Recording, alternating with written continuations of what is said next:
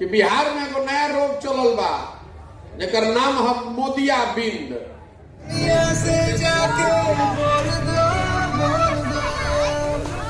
मोतियाबिंद हो गई, ओकरा सब दूर के लौकता, नजदीक के नहीं लौकता।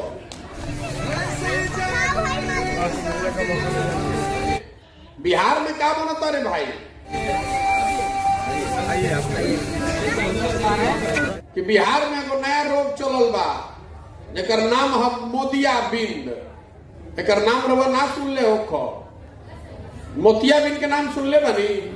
बूढ़ आदमी के मोतियाबिंद हो जाला आंख में, तो नजदीक के लौकी, ओकरा दूर के ना लौके।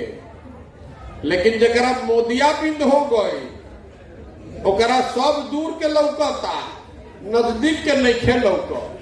तो जरा मोतियाबिंद बिहार में भइल बा, ज्यादा जवान लड़कन के होता, ओकरा लौकता पाकिस्तान, ओकरा लौकता चाइना, ओकरा लौकता मोदी जी के 56 इंच के सीना, और आपन भाई के आपन लड़का के खैला बिना सीना सिकुड़ा गल भाई नहीं लौक। आपन गांव में स्कूल नहीं खे, रोड नहीं खे, रोजगार नहीं खे लौक। ओकरा लौकता कि अमेरिका के जाके मोदी जी झंडा गाड़ दिलन, ओइजे विश्व गुरु बन गई नहीं जा। तो मोदियो जी के मालूम बा कि जब तक मोतियाबिंद बा तब तक फैक्ट्री लागो चाहे ना लागो, फिर आई अब फिर बात हो भारत पाकिस्तान चाइना अमेरिका भारत विश्व गुरु हिंदू राष्ट्र, अब फिर हमने के सब आदमी जाके कमल को वोट दबा दिए। वो गरीब आदमी क्या कहता हूँ, जौन एमपी के लोकसभा के एमपी के आज गरियावत नहीं, वो गरीब कहा कि छोड़ो एमपी के, मोदी जी के प्रधानमंत्री बनावे के बाद चलो भाई चलो सब लोग जाके वोट दे दी। तो कैसे सुधरी? सुधर सकेला? सुधरे के मान के नहीं के, यही से पदयात्रा कर रहल बानी, हाथ जोड़ के रोवा के कहतानी, अरे भाई कम से कम आपन ना तो अपन लइकन के चेहरा देखी।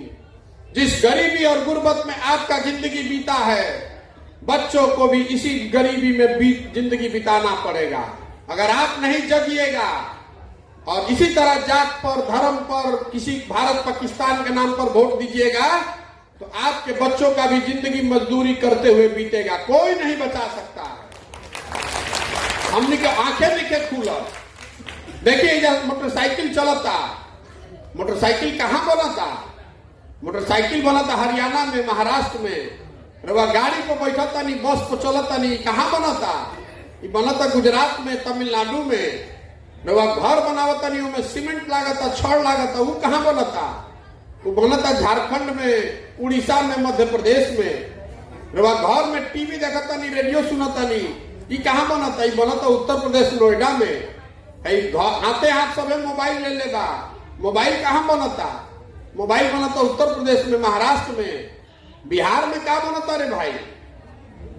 बिहार में क्या बना था? हतना